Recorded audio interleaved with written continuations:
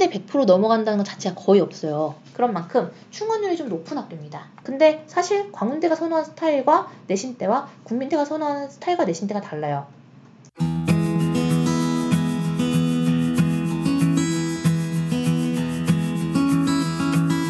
안녕하세요. 입시가준 여자입니다. 고신대학교, 공주대학교, 광운대학교, 국민대학교 이렇게 이번 페이지가 7페이지네요. 그런데 고신대랑 공주대 같은 경우에는 지금 저희가 문의상의 분류가 C로 돼 있어요. 거의 문의가 없다는 거죠.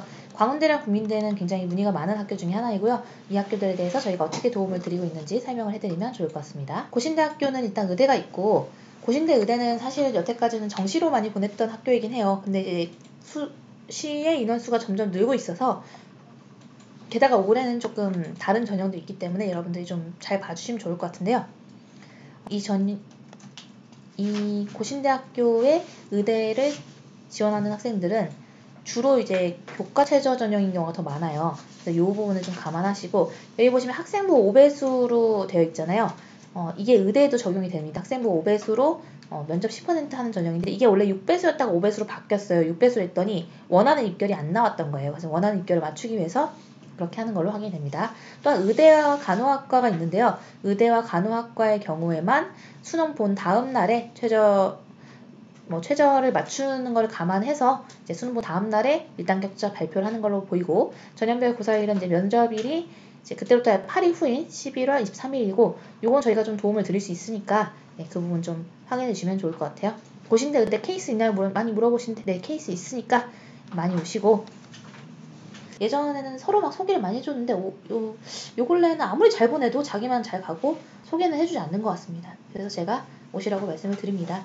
참고로 6월에 예약은 전부 다 예약 마감되었으니까 지금 예약 가능한 거는 7월 둘째 주 정도밖에 안 남은 것 같아요. 네, 의대 최저는 다음과 같습니다. 고신대 같은 경우는 지금 국어, 수학, 영어의 경우에는 3합 3을 맞춰야 되고요. 국어, 수학, 영어, 과탐 2과목 이렇게 맞출 때는 수학, 를 반드시 포함한 다음에, 또 영어를 포함한 다음에 3합 4를 맞추는 거예요. 까다롭죠? 네, 까다롭습니다. 그리고 간호학과의 경우에는 2합 7을 요구하고 있네요. 공주대학교의 경우는 역시 그 수능 전형, 그러니까 정시 전형을 더 많이 보는 학교 중에 하나예요. 이 학종 면접 전형이기 때문에 사실은 도움 받으면 합격하는 데는 문제가 없어요. 왜냐면 공주대학교를 제가 보는 케이스가 많진 않지만, 그래도 10년 누적하면은 15명, 20명 그 정도는 될 텐데, 그 중에서 단 한 명도 공주대에 떨어지진 않았습니다. 문제는 걔네들이 공주대를 가진 않았어요. 공주대 말고 인서울로 갔고, 공주대를 받침목으로 썼었기 때문에 그 부분은 좀 감안하셔서 고려를 하시는 걸 권장합니다. 참고로 제가 받침목이란 표현을 썼지만 그렇게 낮은 평균을 갖고 있지는 않습니다. 지금 인문계열이 3.47, 그 다음에 자연계열이 3.92인데요. 이게 다른 학종의 일반 전형의 평균치랑 비교해봤을 때 크게 부족하다던가 그러진 않아요. 하지만 아까 말씀드린 것처럼 제가 이제 공주대 도움 줘서 공주대 붙은 애들이 공주대를 가진 않았다라고 했잖아요. 그런 만큼 충원율이 좀 높은 학교입니다. 혹시 충원율 기록 있나요?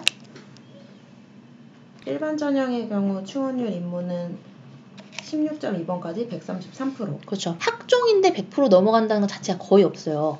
학종은 보통 평균적으로 40%, 50% 정도까지가 충원율이 발생이 됩니다. 이제 계속 강의를 봐오신 분들은 아시겠지만 충원율은 이렇게 생각하시면 편해요. 평균적으로 논술의 충원율은 10에서 20%, 학종의 충원율은 평균적으로 40에서 50%, 평균보다 많으면 많다라고 표현하는 거예요. 그리고 자연의 경우에는 29.8번까지 142% 그렇지. 네, 그 정도 빠지는, 굉장히 많이 빠진 겁니다. 그리고 교과전의 경우에는 100%에서 150% 정도가 됩니다. 정리하면 작년도의 기준으로 지금 일반 교과전의 경우에는 150% 정도까지 돌 수 있고, 그 다음에 학종 전형으로는 약 70% 정도까지 돈 걸로 확인이 되는데, 이게 타 학교의 평균치보다 높다는 거예요. 그래서 여기는 그래도 추합이 많이 빠지는 곳이니까 공략하시기에 그렇게 어렵진 않을 겁니다. 중요한 건 광운대학교랑 국민대학교죠. 광운 찬빛인재와 국민 프론티어, 그 다음에 국민대학교의 교과성적 우수자는 제가 10년 누적치가 두 학교 합쳐서 150명 정도 됩니다. 둘 다 많이 보내죠. 굉장히 많이 보내죠. 광운대학교 같은 경우에는 그 광운 찬빛인재 전형이 학종 면접 전형이고, 이 전형은 자소서의 반영 비중이 굉장히 높고요. 면접의 반영 비중 또한 굉장히 높습니다. 여기 보시면 학종 기본형으로 나와 있긴 하지만 내부적으로는 그렇다는 거예요. 광운대가 지금 4번에 4번이 있고 4번의 반영 비율도 높은 학교로 제가 여러 번 브리핑을 했었죠. 그런데 논술의 경우에는 이게 비판받고 있는 것 중에 하나인데 학생부, 여기서 학생부는 생활기록부가 아니라 내신입니다. 그런 부분은 좀 명확하게 해놓으면 좋아요. 이 내신 40%에 논술 60%인데 이게 예전 작년부터 좀 비판받았던 부분인데 아직 안 고쳐졌어요. 대부분 학교는 지금 이거 비판받았던 부분들을 학생부 30에 논술 70으로 많이 바꿨습니다. 결국에는 논술 전형 쓴 학생들이 자기 내신의 불리함을 극복하고자 시험을 치러 오는 건데 아직 강원대학교는 이제 현행의 논술 입시에 대해서 만족하고 있는 것처럼 보여요. 자, 강원대학교와 국민대학교, 국민프론티어의 공통점을 찾아보면 지금 광운찬비인재는 면접을 언제 봐요? 10월 30일에 발표를 해서 이틀 정도 만에 바로 면접을 보러 갑니다. 그래서 이런 곳이 미리 자소서 할 때 미리 면접을 다 준비해놔야 되는 곳이에요. 이때 그래서 11월 8일에 최종 합격자 발표가 납니다. 그러니까 수능 일주일 전에 대학생으로 수능을 보러 갈 수 있게 되는 거예요. 예를 들어 강원대도 쓰고 고려대도 썼다면 강원대를 붙여놓고 아예 그냥 대학생인 상태에서 수능을 보고 고려대 최저를 맞추는 방식으로 해서 고려대로 갈 수 있는 겁니다. 그런 케이스가 실제로 있었어요. 이과 학생이고 내신 2.7이었는데 광운대학교 로봇공학과를 썼고 고려대학교 기계공학과를 썼어요. 결과적으로 광운대를 붙은 상태에서 수능을 보러 갔고요. 수능을 잘 봐서 아까 우리가 잠깐 봤던 4합7에 최저를 맞춰서 일반 전형으로 합격이 돼서 고려대를 지금 다니고 있습니다. 국민대학교 교과성적 우수자의 경우에는 여기 보시면 교과성적 우수자가 있고 학교당 추천 전형이 있어요. 인문계열의 경우에는 탐구를 포함해서 영어는 안 되고 국어랑 수학이랑 탐구 중에서 2합6, 자연계열의 경우에는 국어랑 수학이랑 과학 중에서 2합7 이렇게 맞추려고 합니다. 네, 그래서 이 부분은 지금 오타라고 하네요. 이 부분은 오타고 지금 교과성적 우수자가 작년까지는 5배수 면접을 봤는데 그 면접 자체가 폐지돼 버려서 이 전형으로 갔던 학생들은 좀 아쉬워할 것 같아요. 일단 교과 최저 전형으로 바뀌었어요. 교과 면접 전형이었는데 교과 최저 전형으로 바뀌었다 기억하시면 될 것 같습니다. 참고로 그럼 교과 성적 우수자랑 학교장 추천 요 영역이 이제 요 뒤편으로 들어가는 게 사실 위치상 맞아요.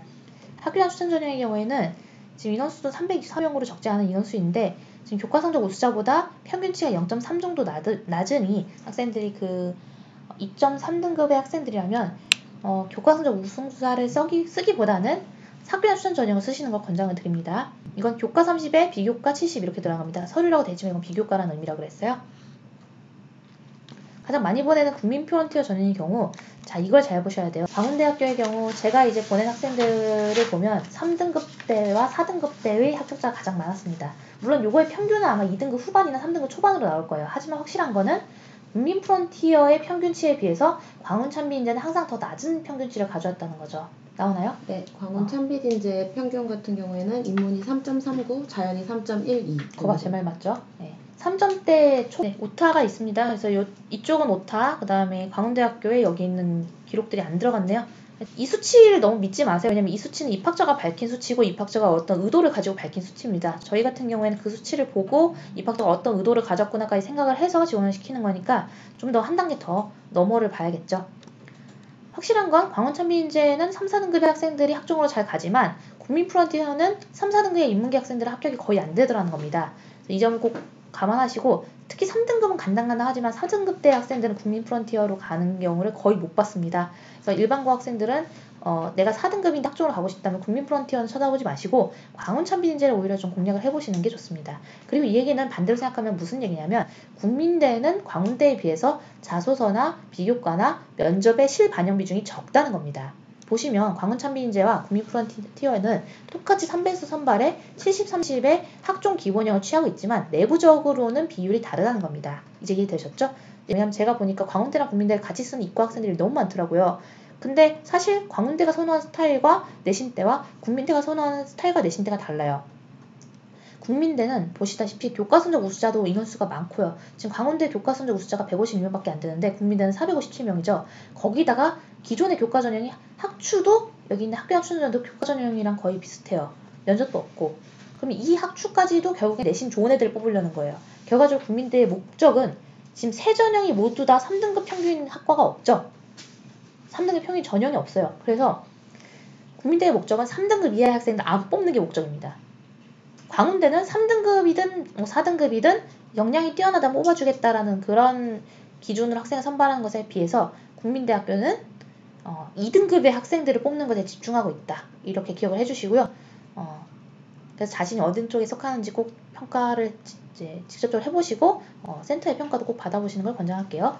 광운대학교는 제가 좋아하는 학교, 국민대학교는 제가 애매하게 생각하는 학교, 그리고 국민대학교든 광운대학교든 여기 보시면 이 면접일이 지금 국민대학교 같은 경우에 학종 면접이 10월 20일이고 광운찬미대전형은 11월 2일부터 11월 3일이에요. 그래서 미리미리 저희가 이제 미리 세팅해놓은 자소서 플러스 면접 전형으로 면접을 미리 어느 정도 기본을 배워놓은 다음에 이때 이제 발표 나고 바로 며칠 동안에 굉장히 좋은 실력으로 면접을 보러 가야 됩니다. 애매하게 어느 정도 답변을 할 수 있다 정도로는 여러분 합격이 안 돼요. 누가 봐도 저런 정도로 면접을 하다니 이런 정도의 평가를 받을 수준은 돼야 된다고 제가 강력하게 주장합니다. 사실이에요. 그래서 우리가 오늘 광운대학교랑 국민대학교에 대해서 집중적으로 살펴봤는데요. 다음 영상에서는 금호공과대학교, 남서울대학교, 단국대 죽전, 단국대 천안 이렇게 있어요. 그래서 단국대에 대해서 심층 분석을 해드리도록 하겠고 다음 영상은 조금 테이크가 짧게 들어갈 것 같네요. 그러면 다음 영상에서 만나요. 안녕.